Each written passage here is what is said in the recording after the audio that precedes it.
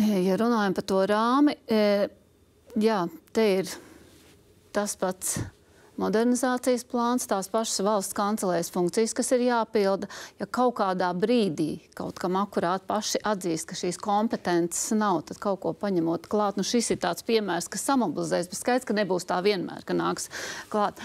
Bet tajā pašā laikā, nu, man šobrīd arī klausoties un vispār šim sekojot, līdz arī radās tāds jautājums, kāpēc tie priekšlikumi, kas ir nākuši no institūcijām, es nerunāju par uzņēmējiem, nevalstiskām organizācijām, kāpēc iepriekš tas netika darīts? Un tad mēs kaut kā nonākam tiešām pie tās atbildības, jo pēc būtības iepriekš ir slikti strādāts. Tās lietas vispār nav bīdītas, nav vispār kaut kādā veidā identificēts, nav bijis iedrošinājums. Ja? Tā kā man kaut kā visu laiku gribās visu laiku šim sekojot teikt, vienreiz sākiet strādāt un veikt to, kas jums ir jāveic. Un kādam, tomēr arī te mums nonākam arī pie tās atbildības. Sākam prasīt iestāžu vadītājiem. Sākam, tiešām skatīties. Ja nepild tos kontrols ieteikums, es jums cik varētu noskaitīt revīzijas, kur bija apvienot iestādes dublējošas funkcijas 3 iestādēs, 2.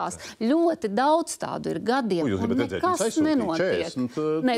Jā, bet dublējošās, un tur nav viss nosaukts, kas ir dublējošām. Tā kā te ir tādu vienreiz, ir tāds atkal, ir kampaņa veidā, tagad pēkšņi kontrols ieteikums sāksim, vienkārši paskatieties, un ja netiek pildīts, tad kādam par to ir jāatbild.